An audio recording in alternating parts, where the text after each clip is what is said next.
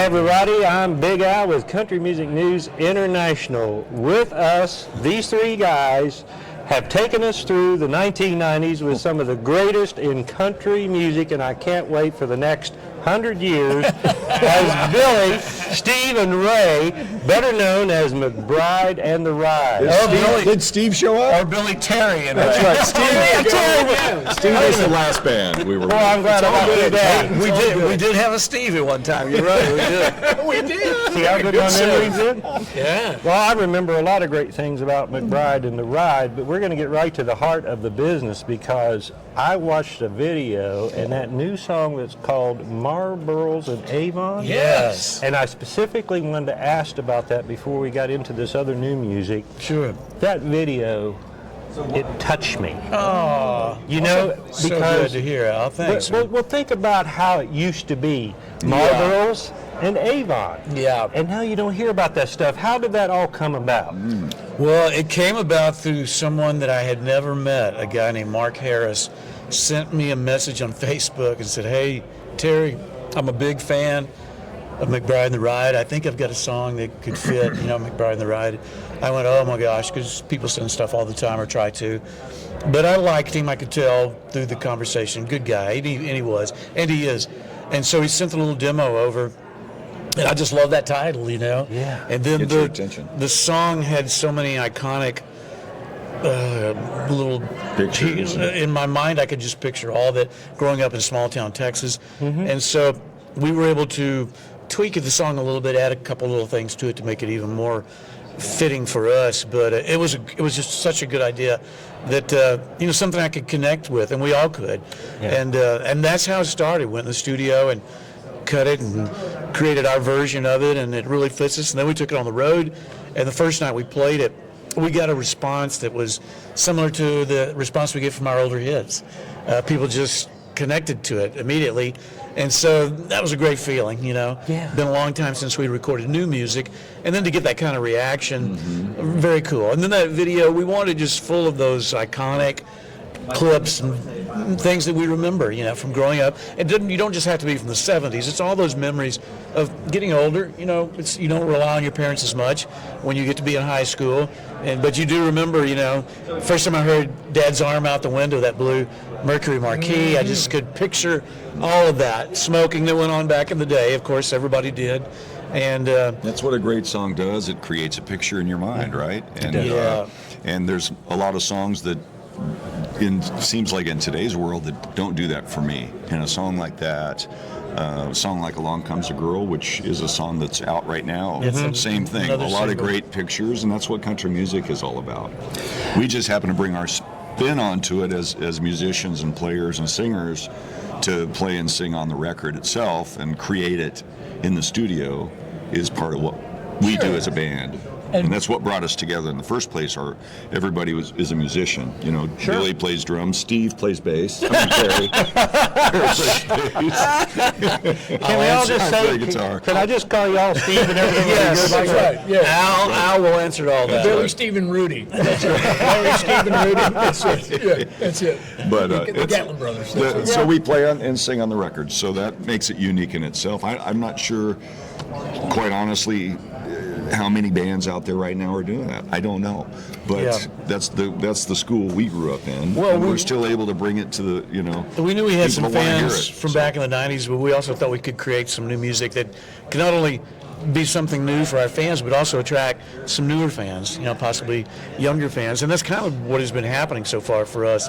It's a mixed bag of fans that come to the shows. And the great thing it's is been interesting to see. So far with the all of the press through social media, a lot of it too.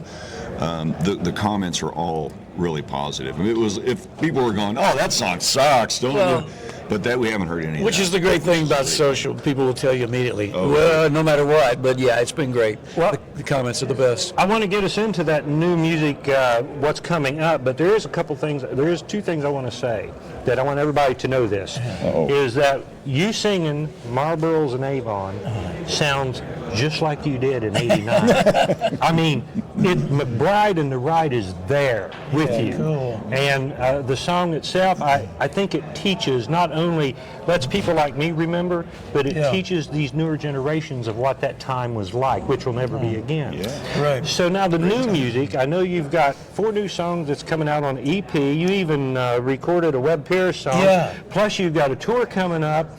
So tell us all about that and the new single that's out right now. Yeah. Well, the newest single, the brand new one, is called Along Comes a Girl. And Terry co-wrote that with, I'm trying to remember the other. John Knight and Skip Black. Yes. And it's about how women affect us, how we think we can be without them, and all of a sudden along comes a girl, is basically what that is. Yeah, you think you got it figured out. It's kind of like the song says, you know. I have 3 girls, so I think he and his wife are just expecting their first child. So it just got us a little, you know, thinking about our family and girls, and then also having a baby later on. That comes up and plays into the song as well. But yeah, it's a song I wrote probably, I bet 10 years ago. But I've always held on to it and thought, I like that song. You know, I'm surprised it hadn't been cut. But, you know, not everything gets recorded and don't have the right voice for it or whatever. But I thought that could really fit us. And it did. And it did. It does. It's one of the strongest things probably on the EP. And live as well. Yeah, and the 5 songs we cut are all strong. Yeah. This just happens to be one of those, and we were talking about it earlier. Being the guys that play on it, we produced it, all that stuff, carving the songs out and finding the right sound for a 4-piece band in the studio instead of stacking a bunch of, overdubs on top of everything. Yeah, being able to play it live was our goal. Yeah, being able to reproduce the song live. Yeah. I think back to the old Willie Nelson record, Redheaded Stranger, where they wanted to go in and, overproduce that record, and he goes, no, I'm going to do it like this. He sent it to them like that. They said, is this it?